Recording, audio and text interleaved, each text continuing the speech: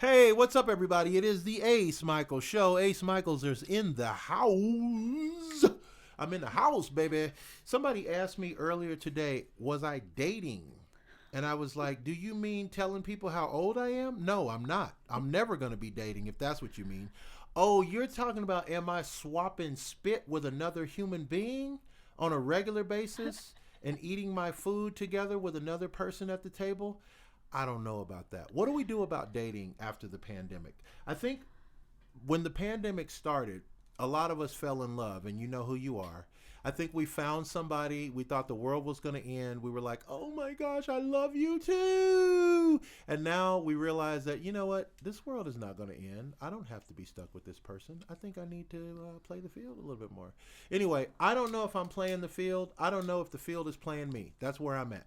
That's what's up. If you have some thoughts on dating in 2023, I'd love to have you on the show or get your email or your DM, because the kids, they call it the DM because it's too hard to say direct message. There's too many syllables in that for the kids. They like to say, DM me, man. Just DM me.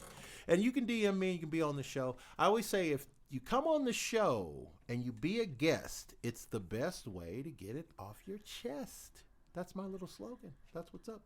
Today on the show, we have a fabulous vocalist. I'd like her to introduce herself and her resume because I can't even begin, dog. I'm serious. She's done a lot of stuff. I've been in Las Vegas for almost a decade, and her name kept popping up throughout the years. I kept seeing different things mentioning her, and I was like, gosh, one of these days I would love to interview her. So welcome to the show. Tell us who you are. Hi, my name's Wendy KARIGIANES. Oh, yeah. So y'all didn't know I was going to get Wendy KARIGIANES up on my show, dog. That's what I'm saying. That's what I'm saying. Y'all shocked right now. Y'all shocked, dog. I love it. I love it. Wendy, tell us a little bit about your backstory because you do a lot. I do. I do a lot of singing. I've been singing since I was 11 years old, and I started. She sounds like a singer. Doesn't she have that singing? Like, I've been singing since I was 11 years old. Wow. Thank you very much. Your voice sounds like honey and maple syrup mixed together. I love it. Well, thank you. Amen. I started singing professionally at the age of 16 at the Top of the Mint in a jazz club. Nice. And it went on from there to going on the road at 17 with a group called C'est La Vie. And then I moved to Los Angeles and New York. And, I'm still with it. It's the my love of my life. Yeah.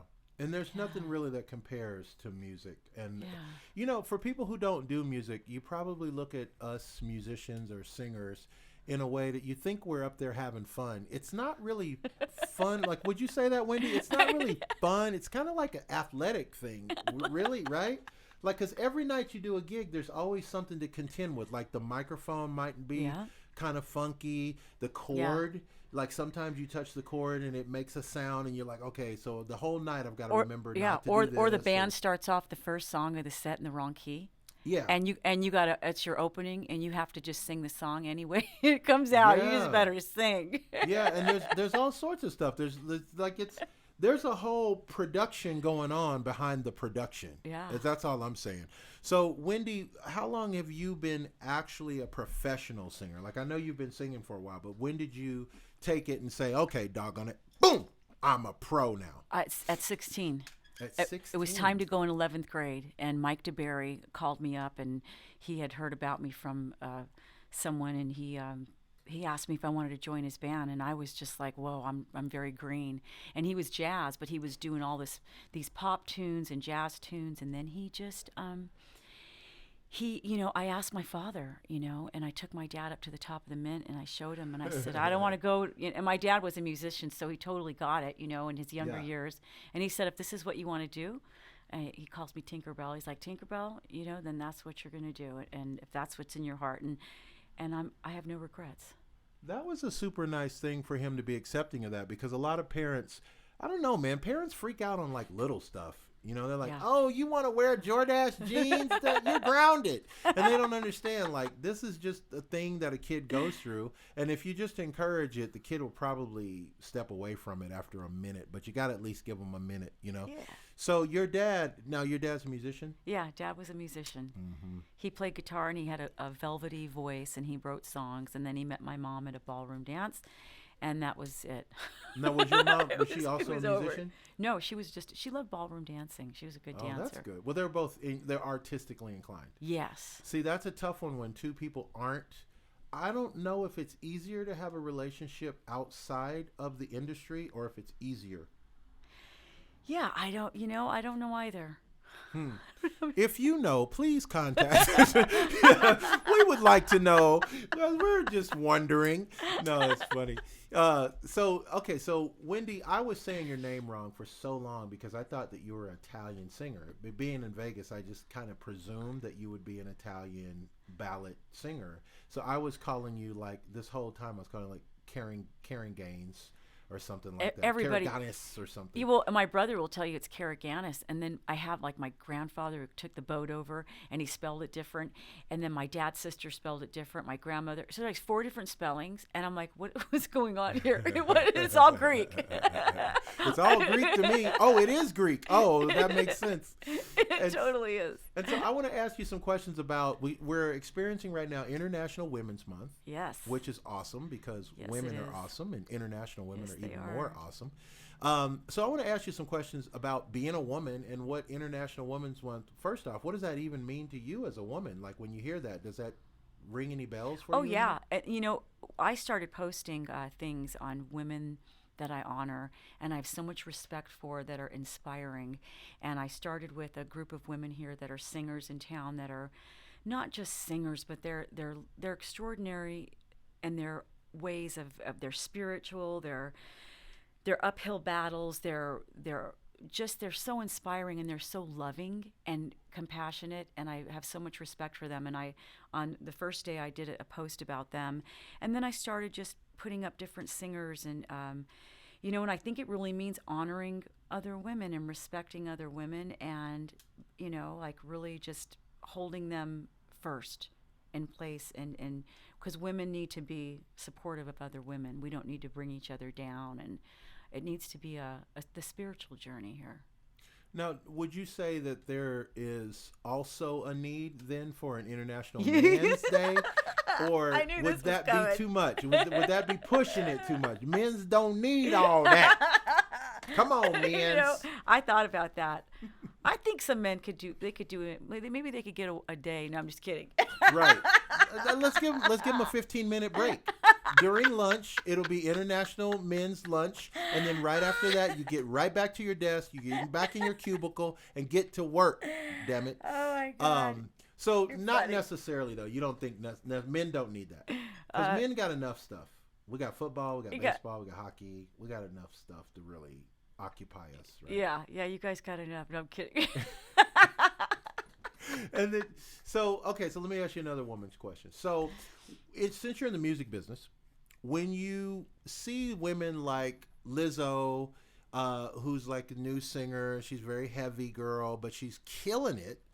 Does that mean anything to you as a woman? Like, have the rules changed for what's marketable and what's not in the music business? I as far as love women? it. I love that women don't have to be concerned about their body in a sense of starving themselves and just like being who they are because they're gifted. Their anointment is from God is the gift of singing to share with others, to lighten up their lives and make people feel good. Like that's what our gift is. Your gift. We lift people up. So in whatever ways that is, people shouldn't have to have of course we have to care about how we look in a sense of, looking good because that means we love ourselves. But I think it's great that stigma has been taken off of women, where it's like, you're 10 pounds overweight, or you have. Yeah, that's kind of that was always funny to me because who was the person judging that? Like, who decided that a woman was supposed to be, you know, A 115 man? No, I'm kidding. pounds? No. It's true. No, it's true. It's just like a man decided a woman shouldn't be able to have a baby legally, you know, or abort a baby. Who You know discovered what I high mean? heels? Exactly. Who comes up with this stuff? Some French guy named Marcel comes up with all this stuff, and we just follow it. Like, okay, Yeah. we will do what we're told. Supper. We will do what we're told. We will do what we're. Yeah, exactly. That's crazy ish. Oh my Okay, God. so as a woman, during International Women's Month, what would you do to change the world, make the world a better place? What would be your advice from the perspective of an international woman? To learn and practice on a daily basis prayer and self-awareness. When you are out in the world, you need to be aware of yourself and your surroundings, and just self-awareness helps you to be like more compassionate and kind and aware. Walk into a 7-Eleven and smile and ask the person behind the counter, "Hey, how you doing? How's your day going?" People need to be smiled at. You can make their entire day by just saying, "Hey, how are you?" Because they're so and they look at you and they're shocked because they're so used to people just being completely out of their head, you know, and they get treated a lot like with no, you know, like they're not special when they are. Could say they, as they say, marginalized. Like Yeah. these people get marginalized, and yeah, I think that would be a good thing. You know, I mean, I'm not so like, you know, sunshine, lovey roses type of person, but I do think the world could be a better place if people would take the energy to just treat their fellow man a little bit more compassionately. Yes.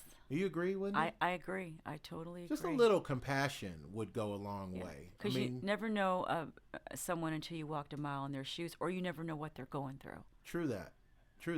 What else could we do? Okay, so International Women's Month. Yeah. I'm going to ask you a question. Is there a message you'd like to deliver as a woman to the men of the world? To the men of the world. Yeah. Yeah, that let's see.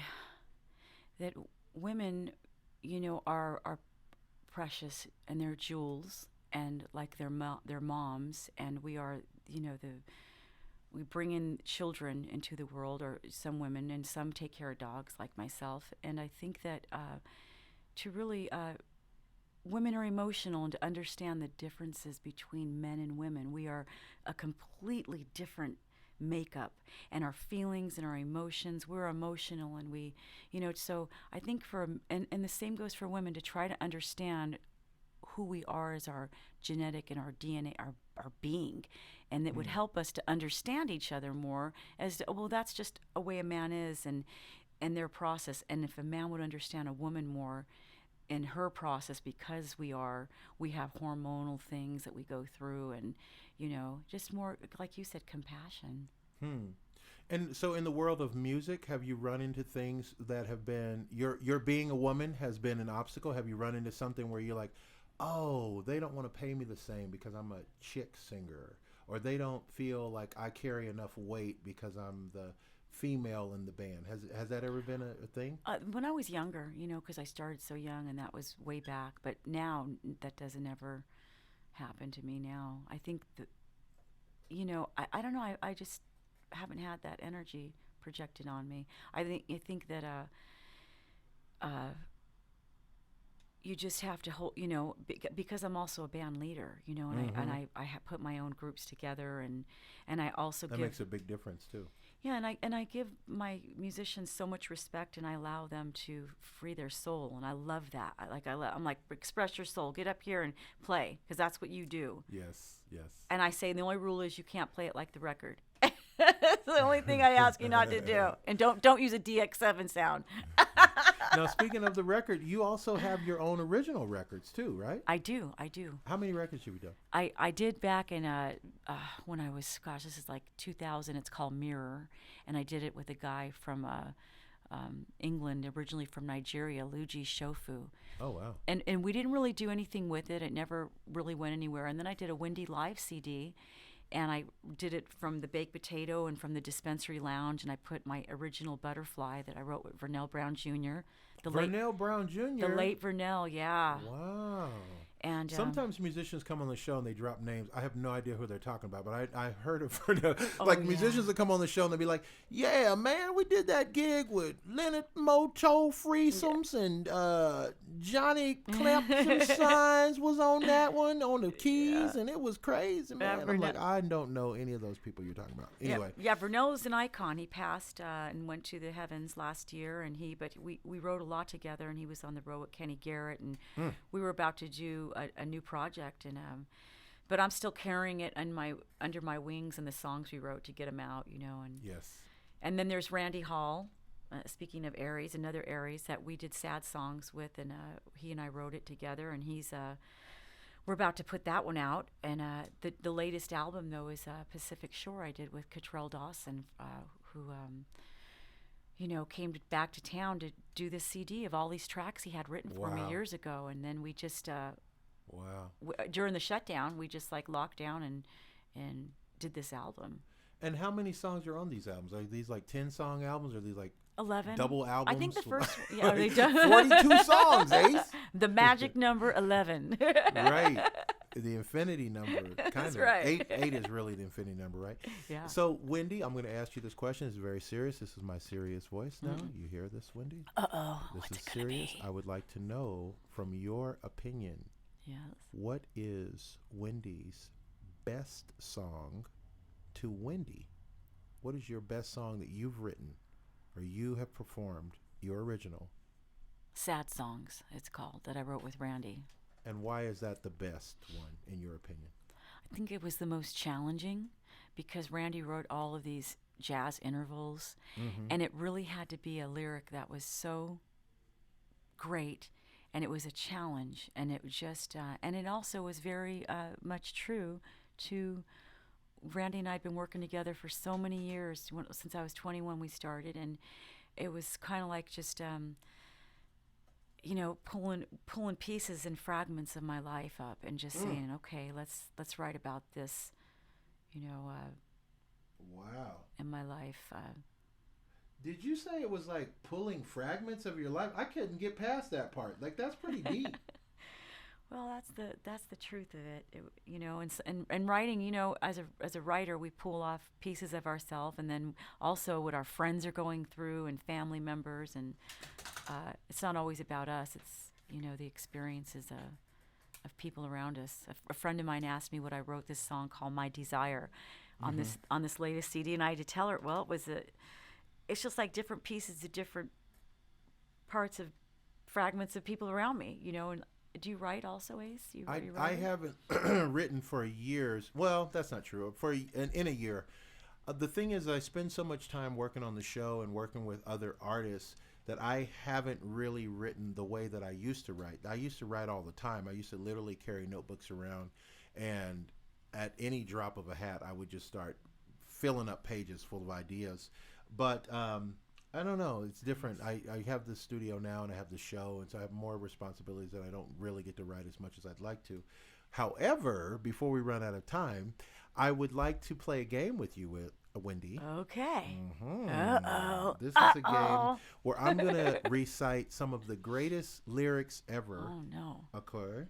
And you're going to tell me what you interpret these lyrics to mean. As a writer yourself, as an international woman of the world. These are... this page I went to is called The Most Beautiful Song Lyrics of All Time. And Wendy, you're beautiful, so I know that this fits right into your wheelhouse. All you beautiful people do beautiful stuff together. So here you go.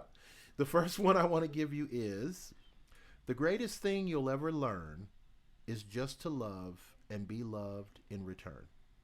What does that mean to Wendy?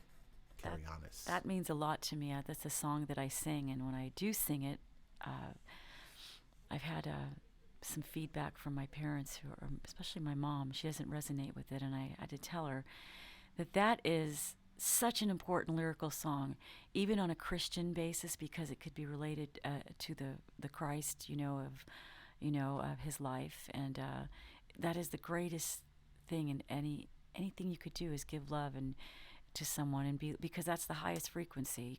You're not going to get higher than that in life. You're just you project and you reflect. So if you're putting out something that's not right, it's going to come back to you. Hmm. Interesting. How about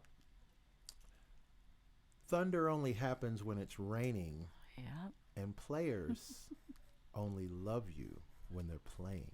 And women, they will come and they will go.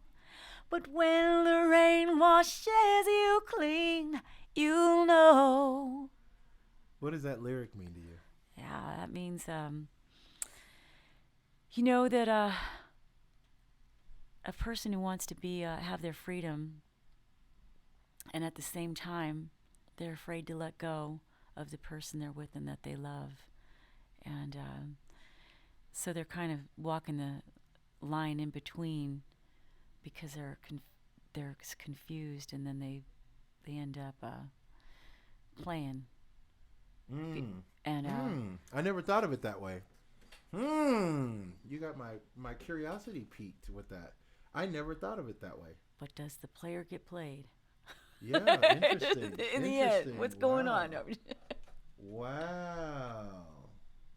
I'm actually reflecting on that. I'm still in that. I'm trying to look at the other, but I can't. Wow. Oh, okay. Well, let's go to the next one then. Now, you really got me pondering that. Wow. Here's a song lyric. They got money from wars, but can't feed the poor. I say again. They got money for wars, but can't feed the poor. That's right. That's a very truthful lyric, and it talks about the state of the world today. If that's what you're asking, how I feel, what I relate to it. Yeah. What do you get from that? I think they fund them, and then they, make money from them, and it's I don't. Nobody has to starve. If you can afford to pay for a war, you can afford to pay for the poor. That's real tough. We got time for one more. This is one of my favorite songs too, by the way. I had no idea which songs I was going to pull up, so I'm literally scrolling through these lyrics. But this is actually one of my favorite songs. And this will be the last one, and we'll be right out of time for the show. But this is what it says. If I had a box just for wishes and dreams that had never come true, the box would be empty except for the memory of how they were answered by you. Except for the memory of how they were answered by you. Mm-hmm. That's beautiful, by the way. That's one of my favorite songs. Jim Croce, Time in a Bottle. Oh, wow. If I had a box just for wishes and dreams that had never come true, the box would be empty except for the memory of how they were answered by you. Of how they were answered by you. Is that the? That's it. Wow, that's also such a profound song. Oh God, what a beautiful lyric. So you want to know how do I feel? How does that make you feel? What does that mean to you? What he's saying? Because sometimes the lyrics of songs mean something different to the writer than they do to the fans. Yeah, I think it's just grasping a moment and putting it in a capsule, like in a box, and just knowing that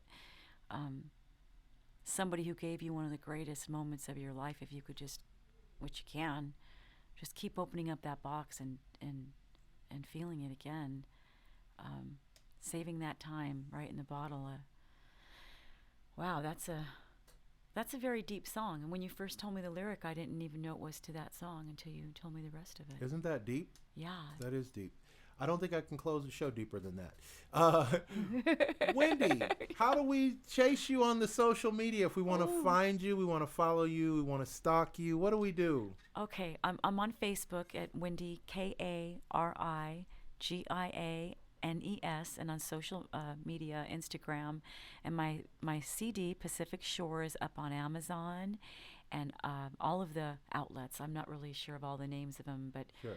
But all the iCloud, you name it, it's up there. And then I'm getting a website built that's put out to the universe, and that's what I'm putting in the box. and remember, it's Wendy, like it's windy outside, WINDY, and it's KARIGIANES, right? Yeah, KARIGIANES. KARIGIANES. Yeah, thank you, Ace. KARIGIANES, wayward son. That's me acting stupid. Don't y'all pay attention to that.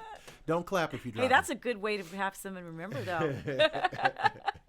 Hey, man, it's the Ace Michaels Show. Wendy KARIGIANES on the show today. Hopefully she'll be back to educate us more and share some of her wonderful insights. And if you ever want to be on the show, we'd love to have you. You know what I say now. Live the life you love. Love the life you live. Thank you. Yeah. Wendy, that was awesome. That was great.